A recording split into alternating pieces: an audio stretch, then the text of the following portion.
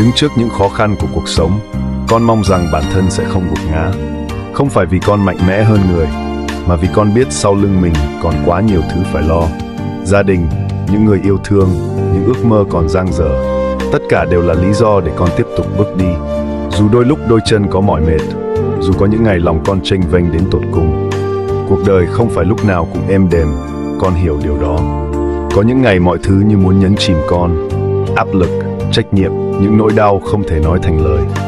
Nhưng con tự nhủ, dù có ra sao cũng không được buông xuôi, không được để bản thân chìm trong tuyệt vọng.